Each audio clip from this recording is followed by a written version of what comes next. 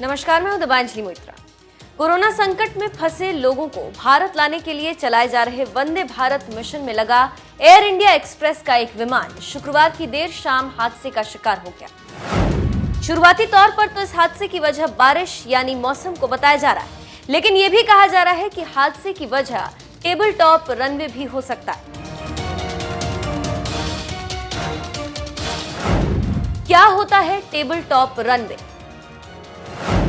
Table top runway पहाड़ी क्षेत्र में स्थित एयरपोर्ट पर बनाए जाते हैं। ये रनवे आम एयरपोर्ट के रनवे से काफी छोटे होते हैं।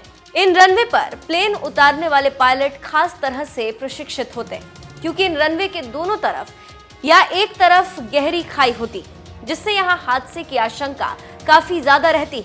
बारिश और धुंध के मौसम में तो ऐसे रनवे पर हादसे की संभावना और ज्यादा बढ़ जाती। एयरपोर्ट अथॉरिटी ऑफ इंडिया के मुताबिक चौड़ाई वाले या बड़े विमानों का इस्तेमाल करने वाले एयरपोर्ट का रनवे 240 मीटर होना चाहिए, जबकि कोझिकोड के कैलिकट हवाई अड्डे का रनवे सिर्फ 90 मीटर है। ऐसे में लैंडिंग के समय हादसे का खतरा बना रहता है, इसीलिए पायलट को लैंडिंग और टेक ऑफ के समय खास सावधानी बरतनी पड़ती। अगर समय पर ब्रेक नहीं लग पाएगा या लैंडिंग के वक्त विमान नहीं रुक पाएगा तो हादसे का खतरा ज्यादा रहता है। भारत में इस वक्त 3 ऐसे टेबल टॉप रनवे हैं जिन्हें पहाड़ियों पर बनाया गया है। एक केरल का कैलिकट इंटरनेशनल एयरपोर्ट का रनवे है, जिस पर एयर इंडिया का विमान फिसला और इतना बड़ा हादसा हुआ। ऐसा ही दूसरा टेबल टॉप रनवे कर्नाटक के मंगलुरु एयरपोर्ट पर है। यहाँ भी साल 2010 में लैंडिंग के दौरान प्लेन खाई में गिर गया था। हादसे में 158 लोगों की मौत हुई थी।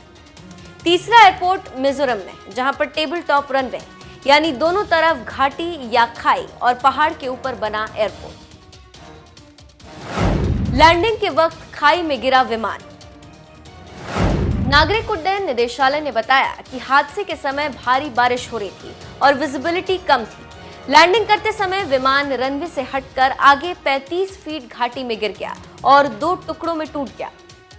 इस हादसे में 18 लोगों की मौत हो गई और करीब 20 यात्री बुरी तरह घायल, जिन्हें मलप्पुरम और कोझिकोड के अलग अलग अस्पतालों में भर्ती कराया गया।